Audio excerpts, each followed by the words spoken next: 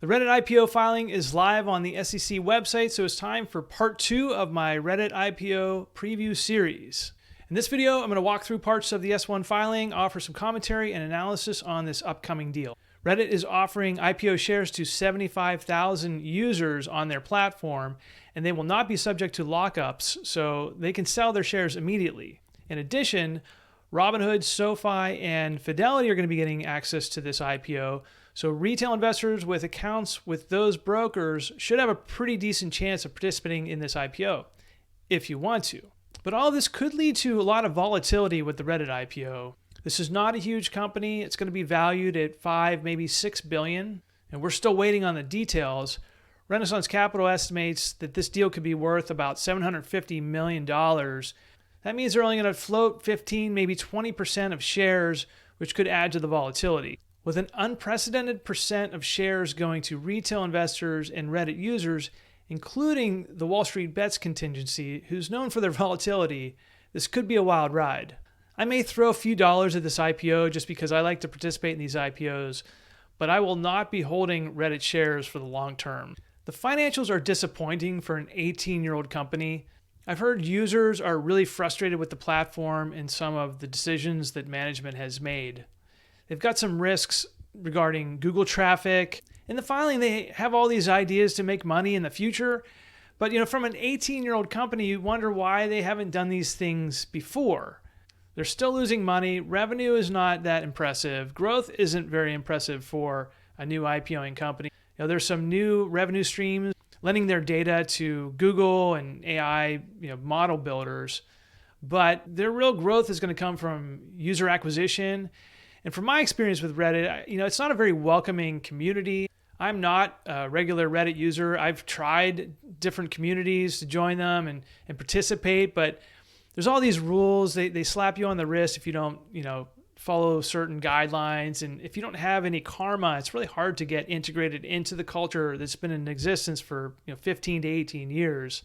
So I think they're going to struggle to bring on new users. All right, I'm in the S1 now, and if you need to find this S1, you can go to the SEC website. This is a PDF version that you can get on my website. It's a little easier for me to navigate as I talk through it. Now, this is the initial version of the S1. This was released on Thursday, the 22nd of February. In a few weeks, we should see an updated version that starts to tell us more about the terms. It's going to give us an IPO price range. They should kick off the IPO roadshow in early March. That's going to be like a PowerPoint presentation online that you can walk through. It's a little easier to digest than the S1 filing, but essentially they're regurgitating the information that we're going to look at here today. The first thing we're looking at here is the symbol RDDT is going to be the stock symbol.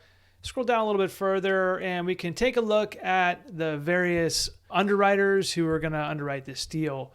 Morgan Stanley is the lead underwriter. Morgan Stanley's been known to be pretty tight with IPO shares. They have a very large client base, and some of their financial advisors can offer IPO shares to clients that helps strengthen their relationships. This deal is different because Reddit has openly said in the S1 they're going to be offering shares to users and retail investors, and we'll talk about that more in a little bit. Goldman Sachs and JP Morgan are the secondary lead underwriters, and I got a kick out of this because they put this little note here just to denote that this is alphabetical order. I guess JP Morgan didn't want their feelings hurt because they're second in line here. Underwriters have a lot of jobs. They're going to price the deal, gauge demand, and all these other names that are listed here are going to help distribute the shares. All these S1s have some fluff in it. Here's just some graphics to show they've got 73 million average daily active uniques.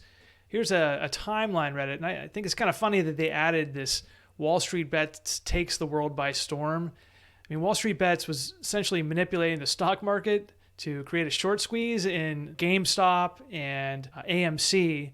And here they are bragging about that in an SEC filing. I thought that was rather bold of them. All right, Reddit is community driven by interests and passions. Yeah, we get it. I thought this was pretty cool. What Reddit going public means for our community. So one of the cool things about this deal is Reddit's offering shares to their community users up to 75,000.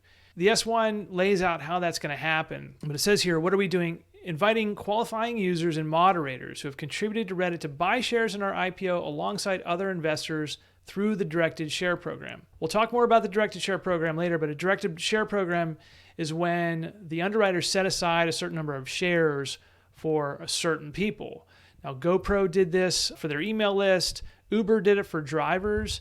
Airbnb did this for their hosts. So that is not unprecedented. What I think is going to be unique about this deal is the number of shares they're going to give to their community. We don't have the numbers yet, but from what it looks like, it's going to be fairly significant. This other note here, this building economic empowerment, this is interesting because they're announcing what's going to be a new program, which is a contributor program, which sounds along the lines of what YouTube is doing for creators, or Twitter has announced this recent program that if you get enough views on your tweets, that you will get paid.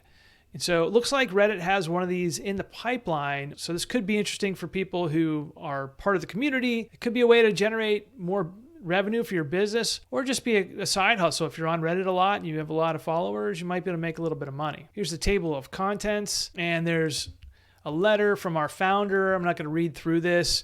The interesting part of this is they're really trying to bring their community into the ownership structure. I always say that loyal customers become loyal long-term shareholders, and I really think that's true. The question here is, will these Reddit users be interested in owning the company? From what I'm hearing, a lot of users aren't happy with the platform recently, but they've been around a long time. So, if you bring this ownership culture into the company, that might help build a stronger community, but it's a two-way street. The CEO and the leadership needs to listen to the users and vice versa to build a strong community. All right, I'm going to scroll through some of these other topics. The S1 is really management putting their best foot forward. So you're trying to tell a story that's going to sell the stock while being honest with the SEC and telling them, what your plans are and what the risks are. So if you're thinking about investing or not, this is actually a pretty tangible S1 filing. All right, so we get to this part, the future of our platform and monetization strategies. So what I like about this is that it's a great graphic, right? There's current, there's emerging, and there's future. And it just kind of blows my mind that this has been a one-trick pony for 18 years. This advertising is their only revenue source currently. Now, there's these other emerging revenue sources. The big one is that we learned that Google and Reddit have a deal. Reddit's going to share their data with Google, and Google's going to use that to train its AI model, Gemini. This is going to be a big deal for a lot of content sites. Big newspapers are looking for these kinds of deals, or they're suing OpenAI and whoever over these content deals. Reddit is getting $60 million, I believe, a year from Google to license their data. So that's a pretty good deal, and they're not really adding any more cost to that. Google's just going to scrape the data and train their models. The other area that's interesting here is this user economy. This is definitely speaking to the community. They're working on, it says, a developer platform, a contributor program. Now that's a big deal for people who put a lot of time into these communities. We see this on Twitter or X, where if you tweet and your tweets get enough eyeballs on them, Musk is now paying some money to those people. YouTube's been doing this for a long time. They're actually paying people to create user-generated content. So this is a good deal. I just question how many people are really going to benefit from this. I don't see a lot of creators going to Reddit to try to build a presence and trying to make money from this program. Existing Redditors with established karma who monitor these subreddits, maybe this is an area where they can monetize. But I do think it's notable that they've clearly mentioned this as future and not right now. Maybe they're working on this, but being a public company, they're going to have more pressure to actually make progress on these programs because they need more revenue. Their revenue just isn't enough to cover their costs. They're not profitable. I'm in the offering section now, and there's a lot of blanks here. What these companies do is they put out their initial S1 filing, then the underwriters go out and gauge interest, gauge demand, and eventually they're going to update this section with the number of shares in the offering, how much they're going to raise, and from that we can determine the total valuation of the deal. Renaissance Capital is estimating this to be about a $750 million deal. That's an estimate. We'll see where it lands. If we look at the Hive pre-IPO marketplace, We can get a sense of where this stock price has been trading. There hasn't been a lot of activity, but last trade was about $25, and looks like the bid ask is right in that $25 to $27 range.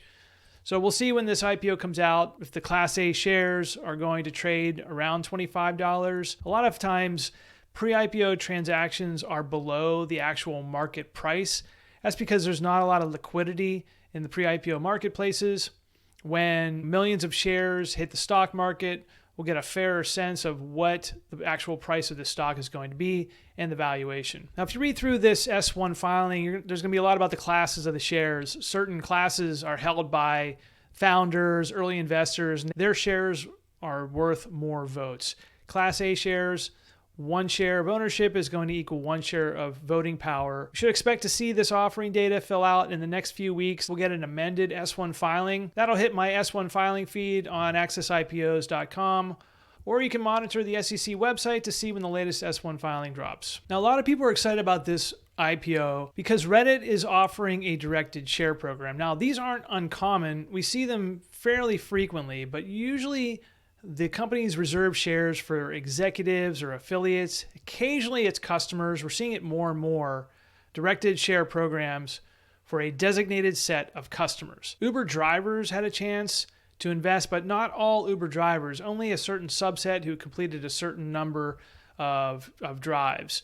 Same thing with Airbnb. They offered this to their hosts, but they did not offer it to people who are signed up to be guests. In this case, Reddit claims to have 200 and some million monthly active users, but they're only offering IPO shares to about 75,000 users. That means Reddit deems these 75,000 users as critical to their platform. Maybe they've been around a long time or they have a certain level of karma. And what I think is going to be interesting about this deal is that the number of shares going to retail investors and Reddit users is going to be abnormally high. Usually when we see these directed share programs, they offer no more than 5%. So right now these spaces here are blank, but it says here the underwriters have reserved up to X number of shares of our Class A common stock or X% of shares offered in this offering for sale at the initial public offering price through a directed share program to eligible Reddit users and moderators, certain members of our board, friends, and family. Lays out a little bit about who these certain eligible Reddit users and moderators are going to be. Who created an account before January 1st, 18 years or older. Further, eligible users and moderators must be in good standing on our platform and cannot be a current or former Reddit employee. They're going to invite these users to participate in these 6 phased priority tiers. We'll assign each eligible participant to a tier based on that participant's contributions. Users' contributions will be measured in karma. It's pretty cool that they're actually going to layer this out in terms of the different hierarchies of people who contribute to the platform. Moderator contributions will be measured by membership and moderator actions on our platform. If demand for directed share in early tier exceeds capacity, eligible users and moderators will have the option to join a wait list. Invitation to participate. All right, so you can read this, but they're giving us a lot of information here. Most of these IPOs and these directed share programs, we don't get a whole lot. Certainly in the first version of the S1. In amended filings, we'll see that percentage of how many shares are actually going to go to these people. It's 75,000 potential users, 10 to 100 shares a piece. It could really add up. One of the previous directed programs that we can look to for guidance on this deal is the Robinhood IPO. Now, Robinhood offered IPO shares to its customers, and it was the first deal they ran on their platform. At the time, they had about 20 million customers. If I recall, somewhere around 300 or 340,000 customers signed up for the IPO.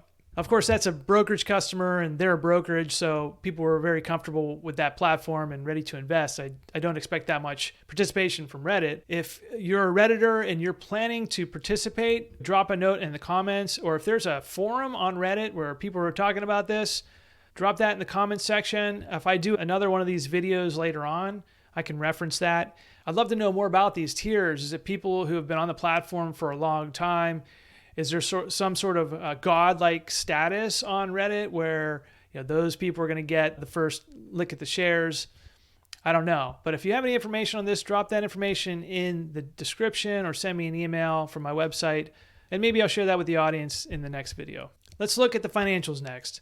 Now, if you are considering Reddit as a long-term investment, you need to pay closer attention to the financials than if you are just popping in for an IPO and getting out. Now, your broker doesn't like IPO flippers, right? So you don't want to be just flipping IPOs. That said, there might be an opportunity to make some money on this IPO in the short term, but if you're looking long term, you really need to read these financials and understand what you're getting into. Now, I'm paying attention to just two numbers in this video because they really are the most important. You can dig in a little deeper on your own. The first is revenue. Revenue has increased to $804 million. That's a 20% increase over the previous year. So it's great to see some growth there. And we know that they have these emerging income streams, the $60 million a year from Google being the big one. The more concerning number here is net income. It's negative $90 million for 2023. That's a smaller loss than the previous year. So it's good to see that gap narrowing, but this is an 18-year-old company. They have some plans in place, but I'm not sure they've shown to their user base that they can execute on a plan. Not being a public company, they don't have that track record to say, hey, we're hitting these targets. If you decide to invest in Reddit for the long term, the first few quarters are going to be really important, and that's true for all IPOs. That first 1 or 2 quarters is going to tell you how they're executing against their plan. Having been private for 18 years, they've really only been answering to their venture capital investors, so they haven't had a lot of pressure to meet major milestones. They actually intended to IPO in late 2021, early 2022, but in 2022, the IPO markets really fell apart.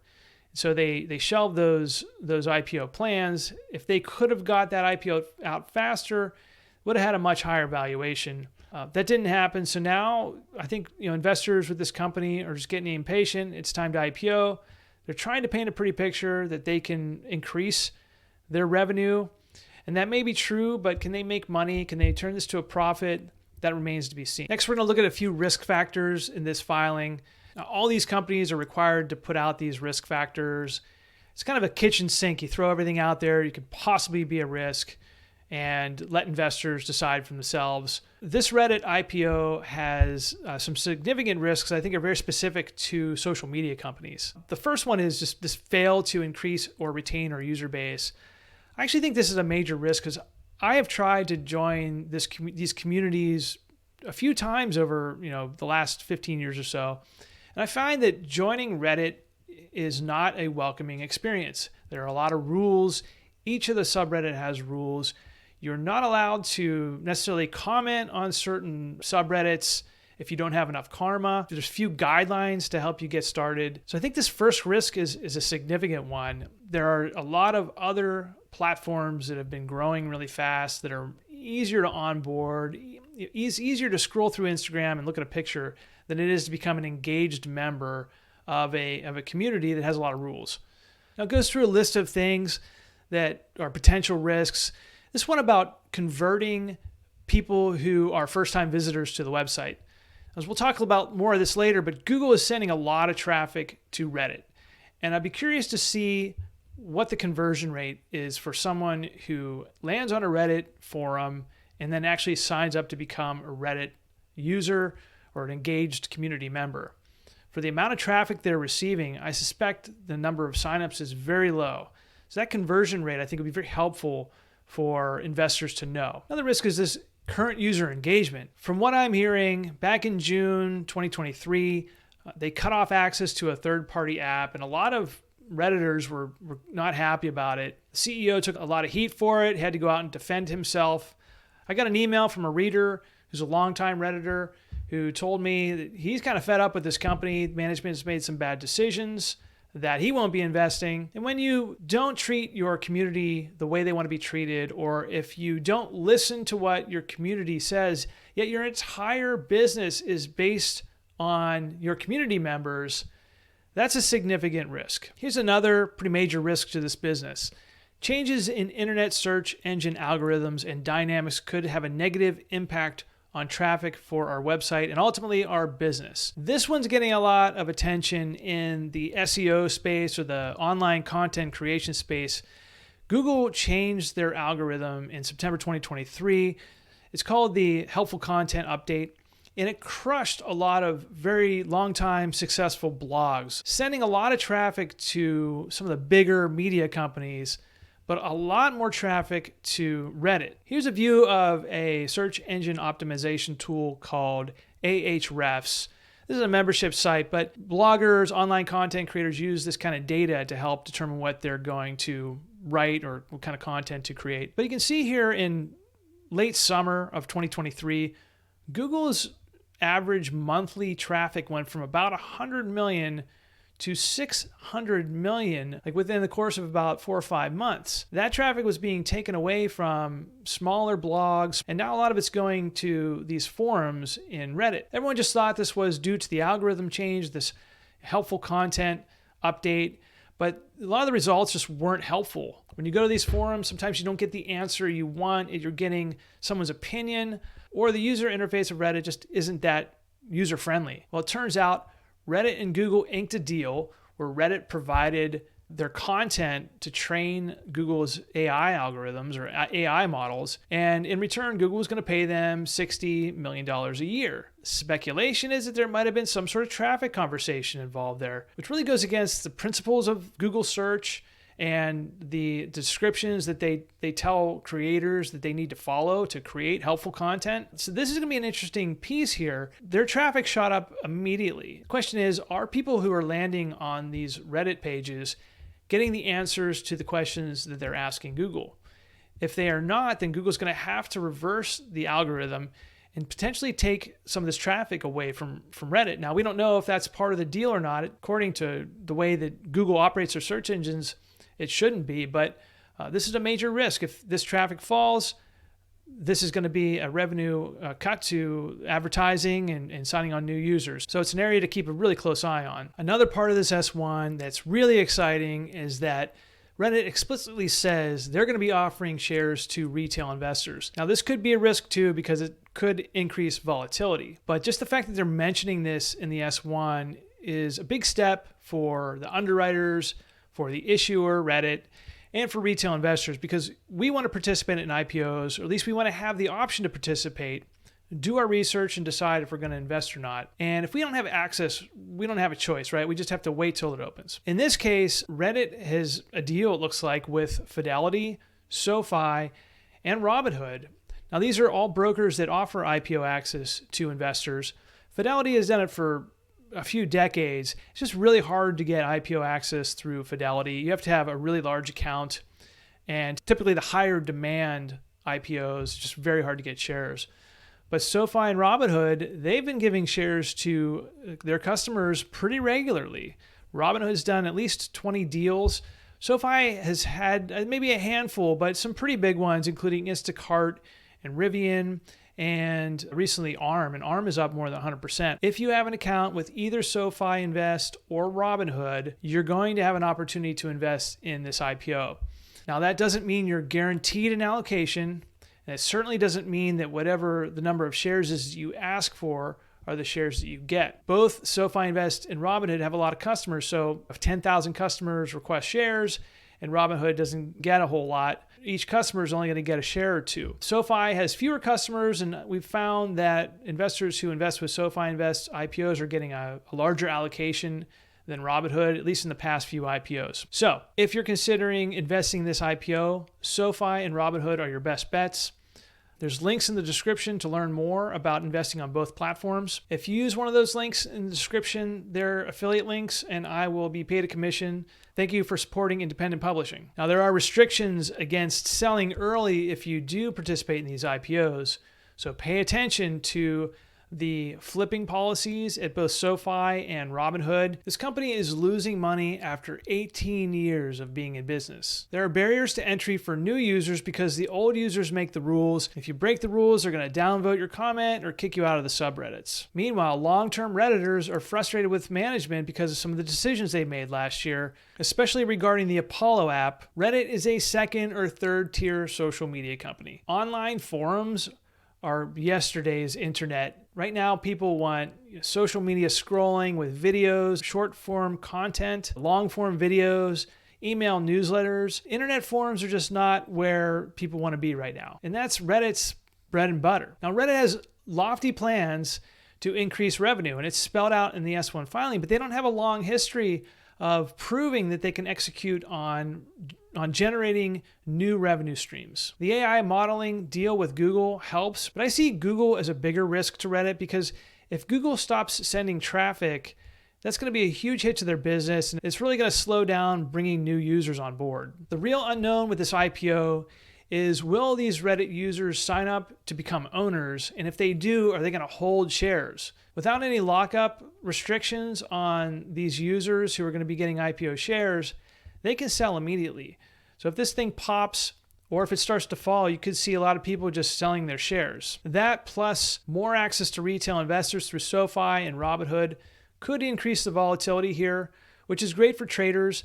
But if you're a long-term holder, you don't want to see this stock go down after the IPO unless you're trying to buy more. With a small float and a higher percentage of shares going to retail investors than normal, we could see additional volatility, but either way, it's going to be interesting. And we applaud IPO access for retail investors, especially customers, because customers who are loyal to the company make excellent long-term shareholders. So we want to see more companies like Reddit offering IPO shares to their customers. But with many of these Redditors becoming shareholders, their voices are going to be louder in terms of how this company is going to proceed in the future. Management is going to be under pressure to increase revenue streams, but some of these influential Redditors may not want change. They may not want these new revenue streams or these new user experiences. Well, that's all for this video. There's a link in the description to the companion blog post for this video. You'll also find links to the S-1 filing and links to learn more from the brokers who are offering IPO access to retail investors. If you like this video, please subscribe to my YouTube channel